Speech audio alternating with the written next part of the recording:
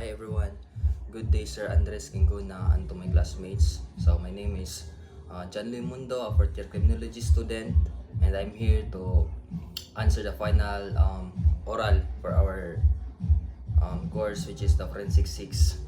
So there are 10 questions that is given to us, and the first question is define what is death. So death is defined as the absence of life in a living matter, which means that there is complete loss of vital functions in the body. Question number two, discuss the three types of death. There are three types of death. So the first is the somatic death, the molecular death, and lastly the apparent. But first, let me discuss the somatic first. So the first is somatic, also known as the clinical death. So it signifies the irreversible or the cessation of vital functions of the body. So there are three that have been mentioned, vital organs. So primarily the heart, the lungs, and the brain. So if these three have been mentioned, so you can call it a somatic or clinical death. So the next type of death is the molecular or cellular death. So this refers to the cessation of cellular and biochemical processes within the organ. So this term describes as the point with individual cells can no longer maintain essential functions. So this can cause the cyst to exist, katong mga bukol-bukol.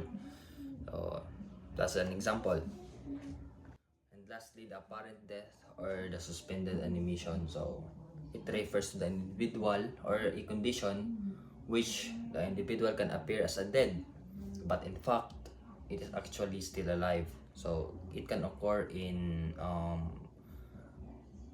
various contexts such as the cardiac arrest or hypothermia or drug overdose. So those are the examples. The signs are there are no breathing. So as you can see that the person is really like a dead, but in fact it is still alive. So mura siyang nakuyapan lang.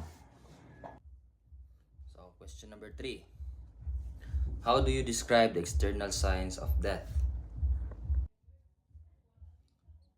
So there are lots of signs or external signs of death. So it could be temperature of the body if it is cold, and also physical appearance, pale or mottled skin.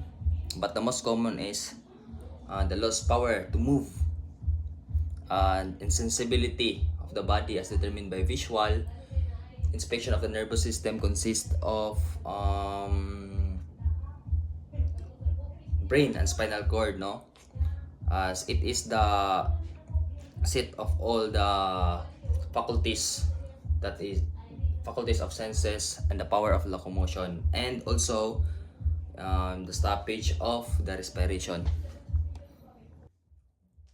Question number 4. Discuss the stages of muscular change. So there are three stages of muscular change. So the first is the stage of primary placidity. The second is the stage of postmortem rigidity or rigor mortis, and lastly the stage of secondary placidity. So the first stage is the stage of primary placidity. So at this stage, the muscular change upon death is characterized the realization of muscles and loss of their natural tone, which resulting the head and the jaw drops down. That's an example. So the second stage of the muscles changes is the stage of postmortem rigidity or the rigor mortis. So at this stage, the whole body become rigid due to contraction of the muscles of the body. And lastly, the stage of secondary placidity. So at this stage, a muscular change characterized as softness and placidity of the muscles in which it can be no longer response to electrical or mechanical stimuli due to dissolution of the muscle. So the difference between the the natural death and the violent death is that a natural death is caused by exclusively by internal factors such as the disease or aging factors, while the violent in forensic or legal sense, it only occurs when there is resulting from external force, whether it is intentional or accidental. So question number 6, discuss the disposal method of the dead body. So the first is the embalming, the second is the burial or interment or inhumation, and the third is the cremation, the fourth is the disposal of the dead body to the sea, and last is the use of his dead body as scientific purposes. So the embalming, it is the chemical process or temporarily preserving the human body after death. So the next method is the burial, interment or inhumation. So this method is the most common or the most used method of placing or disposing the dead body. So burial, interment or inhumation, commonly or specifically term that refers to the act of placing a dead body into the tomb or underground. So the third method is the cremation. So it is the most common used during the pandemic era, so it is the method where using of heat to reduce the body or especially the bone into a fragment. So yeah, so the fourth method is the disposal of the dead body into the sea. So if the dead person who had died aboard or a sea vessel, so may be thrown overboard. So this is the common practice usually used depending on the will of the religion of the dead person. And the last method of disposing the dead body is the use of his dead body for scientific purposes.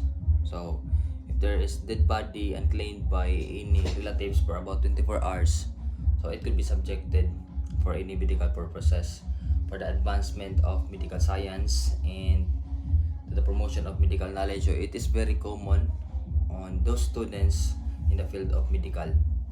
Question number 7, how do you classify the physical injuries in the revised penal code? Physical injury, it is an injury which is an impairment of the body structure or function caused by outside force. Question number 8, differentiate the entrance wound and exit wound. So the entrance wound occurs when the projectile of the bullet is first impacts the skin. So at this point, the bullet is moving at its high speed. It is fast and it's not deformed yet, while the exit wound is created when the projectile or the bullet leaves the body. By this point, the bullet is often deformed, flattened, mushroom, and started to tumble. So the revolver is of course, a handgun which has a rotating cylinder or revolving cylinder. So it has rotating chamber. Okay. So the revolver has a rotating cylinder or revolving cylinder containing chambers, usually 5 to 8. So while pistol is a single stationary chamber integrated into the back of the barrel. So it uses a removable magazine and usually feed bullets into the chamber one by one. Last question is question number 10. How do you assess a suicide case?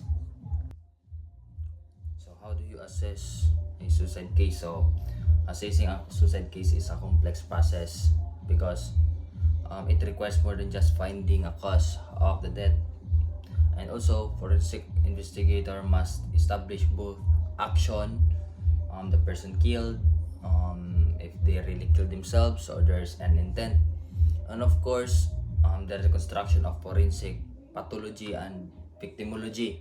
So in forensic, the goal is to determine the manner of the death.